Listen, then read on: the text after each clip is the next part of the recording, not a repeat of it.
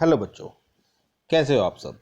मैं Vishal Singh, health and physical education teacher, Kendriya Vidyalaya air force station चांदी नगर से इस वीडियो लेक्चर में आपका स्वागत करता हूं। इस वीडियो में हम क्लास 12 की second unit sports and nutrition का second and last part cover करेंगे। मुझे पूरा विश्वास है कि आप इस यूनिट में आने वाले टॉपिक्स को बहुत इंजॉय के साथ पढ़ेंगे व समझेंगे। तो चलिए शुरू करते हैं। इस टॉपिक में हम nutritive and non-nutritive component of diet, eating for weight control, pitfalls of dieting, food myths and food intolerance cover करेंगे। Nutritive and non nutritive components जो हम अभी तक पढ़ रहे थे, carbohydrate, fat, protein, vitamin, minerals, ये सब न्यूट्रिटिव कंपोनेंट होते हैं जो बॉडी को एनर्जी प्रोवाइड करते हैं, कैलोरी प्रोवाइड करते हैं या जो फूड का डाइजेशन है उसमें भी हेल्प करते हैं। ये सब हम पढ़ चुके हैं। अब हम पढ़ते हैं non nutritive component of diet. Non nutritive वो कंपोनेंट हैं जिनकी कोई न्यूट्रिटिव वैल्यू नहीं होती। ये बॉडी को कोई एनर्जी प्रोवाइड नहीं करते हैं, ये बस हमारी एपिटाइट सेटिस्फाइज करने के लिए होते हैं। अगर हम इनके कुछ पार्ट देखें तो जैसे fibre, roughage, water, flavour compound, colour compound, ये सारी चीज़ें नॉन न्यूट्रिटिव कंपोनेंट में आती हैं। अब हम सबसे पहले फाइबर एंड रफेज की बात करते हैं। It has no nutrient value, मतलब इसकी कोई न्यूट्रिएंट वैल्यू नहीं होती है। ये भी एपिटाइट को सेटिस्फाई करने के काम में आते हैं। It maintenance the disorder between the intestine also. ये दो तरीके के होते हैं, soluble fibre, insoluble fibre. Soluble fibre easily dissolve in water. Soluble fibre cholesterol कम करने में काम में आते हैं। इनसॉल्यूबल फाइबर की बात करें तो ये वाटर में डिसॉल्व नहीं हो सकते। अब हम वाटर की बात करते हैं। वाटर न्यूट्रिटिव कंपोनेंट भी है और नॉन न्यूट्रिटिव कंपोनेंट भी है। हमारी बॉडी का ब्लड 90% वाटर से मिलकर बना है। ये हमारी डाइट के लिए बहुत ज़्यादा ज़रूरी है। ये किसी भी चीज़ को पचाने के लिए और हमारी बॉडी से वेस्ट मटेरियल को निकालने के लिए काम में आता है। आगे हम बात करते हैं फ्लेवर कंपाउंड्स की। फ्लेवर कंपाउंड्स हमें अट्रैक्टिव लुक में दिखते हैं। इसमें कुछ डिफरेंट पिगमेंट होते हैं जैसे कलर पिगमेंट, ओके। जैसे आपने आइसक्रीम खाते हैं उसमें तरह तरह के फ्लेवर होते हैं, मैंगो, ऑरेंज, स्ट्रॉबेरी। दूसरा है कलर कंपाउंड जिसमें कलर पिगमेंट होते हैं जो कि ज़्यादातर हम फ्रूट्स एंड वेजिटेबल्स में देखने को मिलते हैं, जो डिफरेंट कलर के होते हैं। नेक्स्ट है आपका plant compound. Plant compound nutritive and non nutritive compound दोनों से मिलकर बना है, लेकिन कुछ ऐसे हार्मफुल सब्सटेंस प्लांट में होते हैं जिनको लेने से हम कुछ ज़्यादा ही प्रॉब्लम में आ जाते हैं। कैफीन को ले लेते हैं। अगर कैफीन की मात्रा बढ़ा दी जाए शरीर के अंदर तो इससे हार्ट रेट बढ़ जाती है, पेट की समस्याएं हो जाती हैं।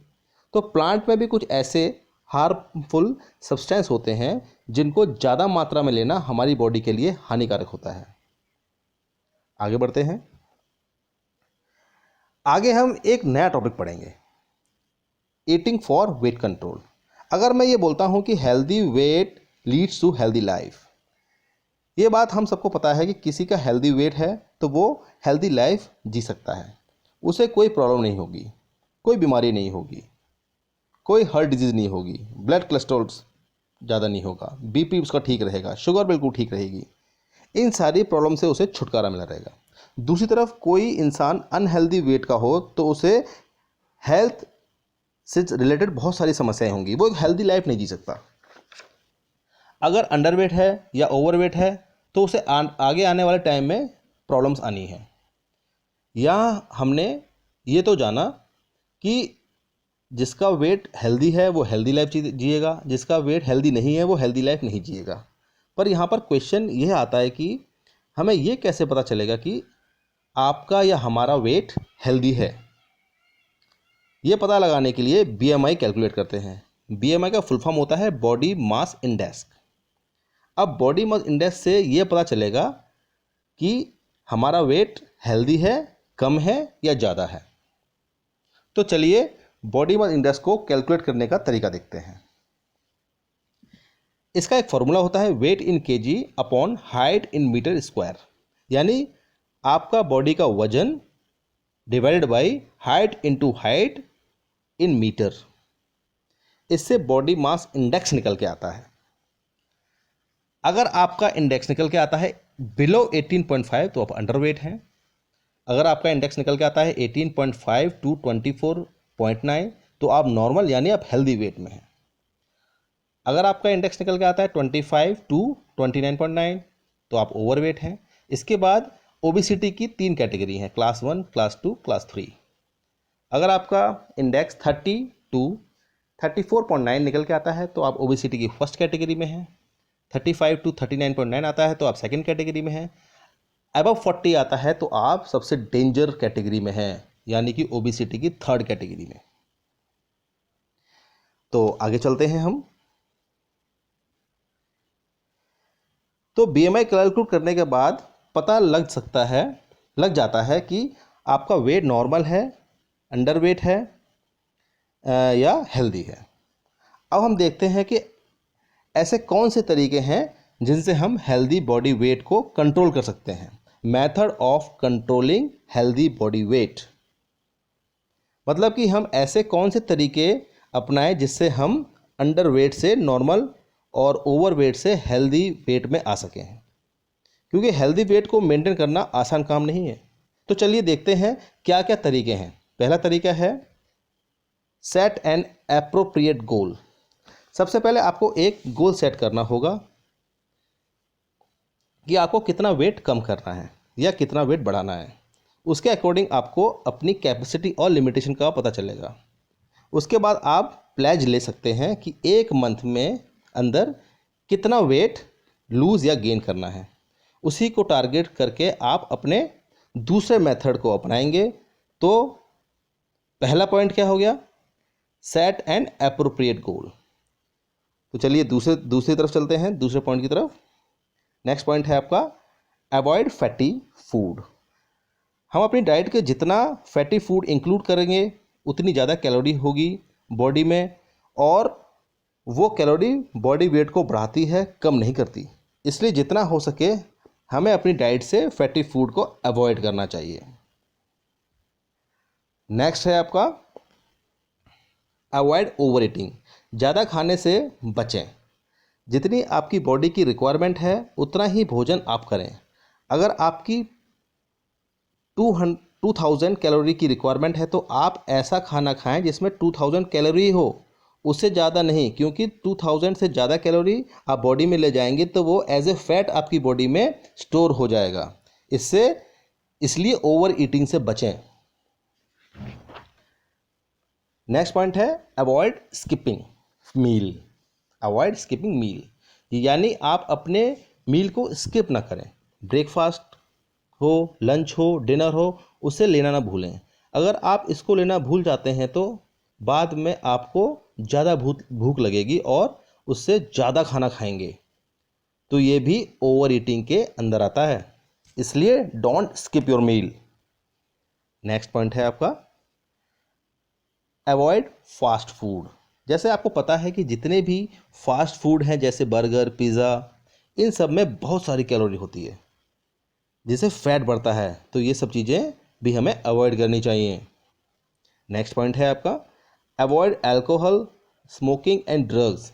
ये सारी चीज़ें भी हमें अवॉइड करनी चाहिए क्योंकि इनसे भी बॉडी वेट बढ़ता है और ये बहुत ही सारी हेल्थ प्रॉब्लम को लेके आती हैं। यहाँ तक कि कैंसर जैसी भयानक बीमारी भी हमें हो सकती है। इसलिए हमें इन सब चीज़ से दूर रहना चाहिए, इनको अवॉइड करना चाहिए।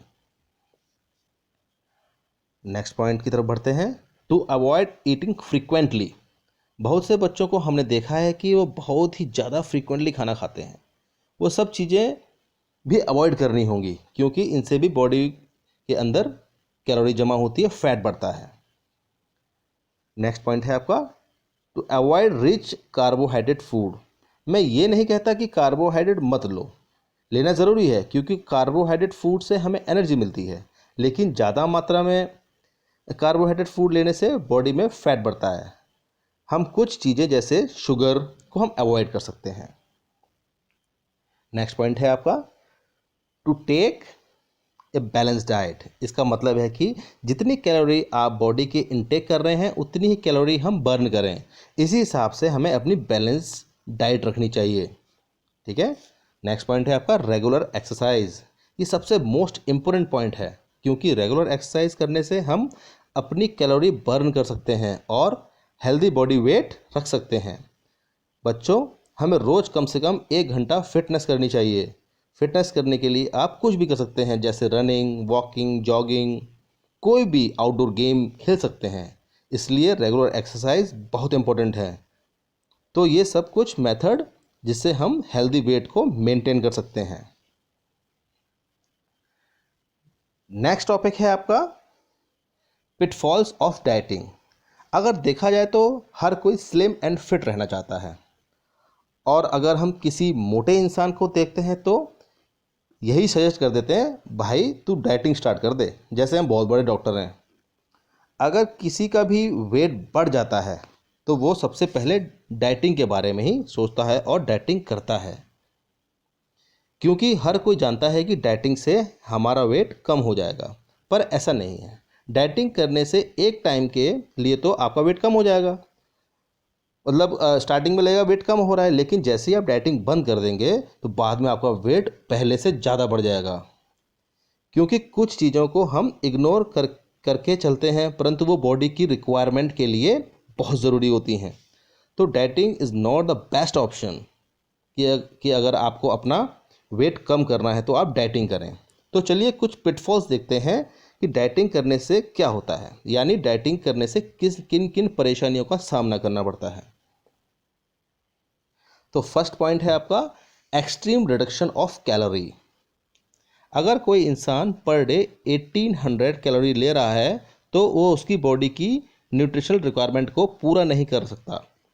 पर डे एक बॉडी को 2400 कैलोरी की ज़रूरत होती है, लेकिन वहीं उस इंसान का 1800 कैलोरी मिल रही है, तो उस इंसान का वेट कम तो होगा ही, साथ साथ में उसकी बॉडी में बहुत कमज़ोरी भी आ जाएगी। इसीलिए हमें डाइटिंग नहीं करनी चाहिए। सेकंड पॉइंट है रिस्ट्रिक्शन ऑफ न्यूट्रिएंट्स। जब भी हम डाइटिंग में आते हैं तो बहुत से न्यूट्रिएंट्स पर बैन लगाया जाता है। कुछ कार्बोहाइड्रेट, कुछ प्रोटीन को मना किया जाता है लेने के लिए, लेकिन बॉडी को हर टाइप के न्यूट्रिएंट्स की ज़रूरत होती है।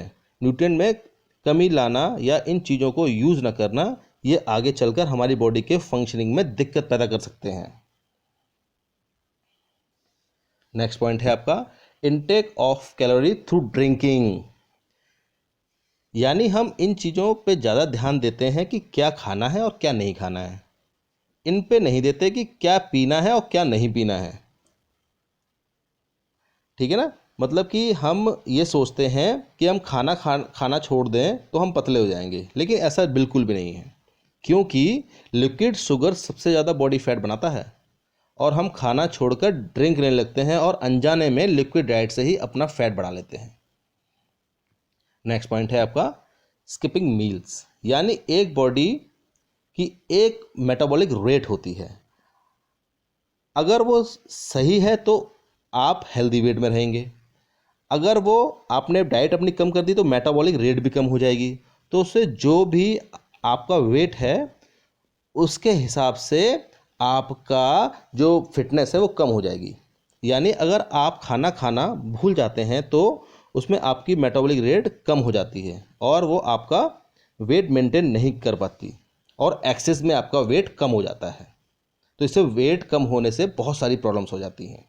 नेक्स्ट पॉइंट है हमारा डू नॉट एक्सरसाइज। यहाँ कुछ लोग सोचते हैं कि एक्सरसाइज करने से ज़्यादा भूख लगती है और हम ज़्यादा खाना खाना पड़ता है, तो डाइटिंग के दौरान एक्सरसाइज करना भी छोड़ देते हैं कि ना हम एक्सरसाइज करेंगे, ना हमें भूख लगेगी, ना हम खाना खाएंगे। बल्कि एक्सरसाइज ना करने से आपके अंदर जो कैलोरी है वो अंदर ही रहती है और फैट बढ़ाती है, इसलिए एक्सरसाइज कभी नहीं छोड़नी चाहिए।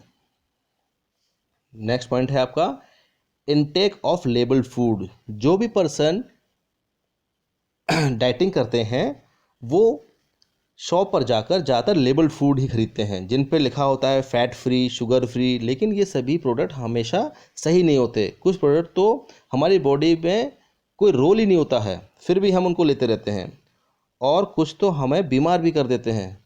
कहने का मतलब ये है कि हमेशा लेबल्ड वाली चीज़ें अच्छी नहीं होती। इन लेबल्ड फूड को इस्तेमाल करने से अनजाने में हम अपनी बॉडी में फैट जमा करते रहते हैं और अपने शरीर को बीमार कर लेते हैं। तो चलिए हम नेक्स्ट टॉपिक की तरफ बढ़ते हैं। नेक्स्ट टॉपिक है हमारा फूड मिथ्स। मतलब होता है झूठी बातें। ऐसी बहुत सी खाने पीने से संबंधित झूठी बातें हैं जो समाज में सुनने को मिलती हैं। तो इस टॉपिक में हम उन्हीं झूठी बातों को पढ़ेंगे, समझेंगे, जिनको हम सच ही मान लेते हैं। तो पहली झूठी बात क्या है? Drinking while eating makes you fat. ये बहुत ही बड़ा मिसकंसेप्शन है, जबकि इसके पीछे एक्चुअल फैक्ट ये है कि जब हम खाना खाते हैं तो हमारे पेट में कुछ डाइजेस्टिव जूसेस होते हैं जो कि हमारे फूड को कंजप्शन और फूड को ब्रेक डाउन करते हैं। अगर हम खाना खाने के तुरंत बाद पानी पी लेते हैं तो वो डाइजेस्टिव जूस डाइल्यूट हो जाते हैं, जिससे फैट होने की संभावना बढ़ जाती है।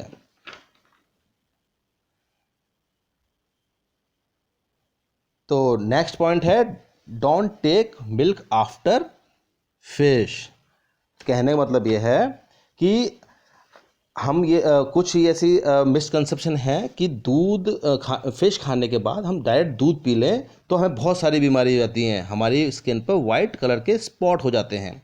पर ऐसा कुछ भी नहीं है, विज्ञान ने इसे पूरी तरह नकार दिया गया है। आप फिश खाने के बाद मिल्क पी सकते हैं, इससे कोई नुकसान नहीं होता है। थर्ड देखें तो food taken at night increase fatting. मतलब देर रात को अगर आप खाना खाते हैं तो आप मोटे हो जाते हैं, परंतु ये भी एक मिसकंसेप्शन है। मैगी आप सुबह खाओ या देर रात को खाओ, उस पर जितना भी फैट कंटेंट है वो उतना ही रहता है, वो रात को बढ़ता नहीं है। नेक्स्ट पॉइंट आपका है vegetarians can not build muscles. हाँ, मसल्स बिल्ड करने के लिए प्रोटीन की ज़रूरत होती है, जो कि हमें एग, फिश और मीट से मिलता है। तो वेजिटेरियन पर्सन मसल्स नहीं बना सकते, ऐसा भी नहीं है। ये एक बहुत बड़ा मिसकंसेप्शन है। प्रोटीन हमें दूसरी चीज़ों से मिल सकती है, जैसे दाल हो गई, दूध हो गए, इन सभी चीज़ों को हम लेके एक अच्छी बॉडी बना सकते हैं। Eggs increase cholesterol. हमारा नेक्स्ट पॉइंट है एग्स इंक्रीज कोलेस्ट्रॉल। ये बात हम सब जानते हैं, हमको सबको पता है कि एग में प्रोटीन, विटामिन, फास्फोरस, पोटेशियम ये सब होता है। एग बहुत सारे एलिमेंट को प्रोवाइड करता है।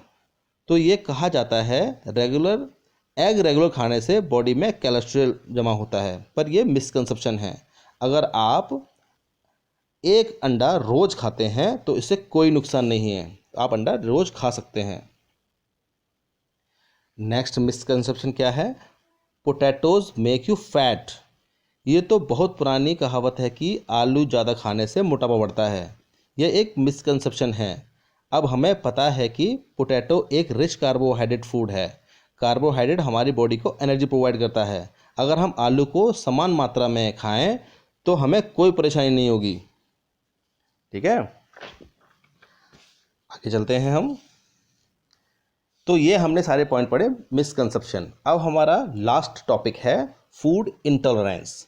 फूड इंटॉलरेंस वो कंडीशन होती है जब किसी पर्सन को किसी पर्टिकुलर फूड एलिमेंट को डाइजेस्ट करने में प्रॉब्लम होती है, और ऐसा इसलिए होता है क्योंकि हमारा डाइजेस्टिव सिस्टम उस फूड एलिमेंट को अच्छे से डाइजेस्ट या ब्रेक डाउन नहीं कर पाता है, और ये होता है एक एंजाइम की कमी के कारण। हमारी बॉडी में वो एंजाइम नहीं होता है उस टाइम पे, तो उस फूड को ब्रेक डाउन करने के लिए रिक्वायर्ड होता है। फूड इंटॉलरेंस के कुछ सिम्टम्स भी होते हैं, जैसे stomach pain, headache, vomiting etcetera. तो बच्चों, यहाँ पर हमने second unit sports and nutrition को ख़त्म कर दिया है। अगर आपकी कोई भी क्वेरी होती है तो आप कमेंट बॉक्स में पूछ सकते हैं। बच्चों, फिट रहो, रेगुलर एक्सरसाइज करते रहो, अच्छी डाइट लो और खुश रहो।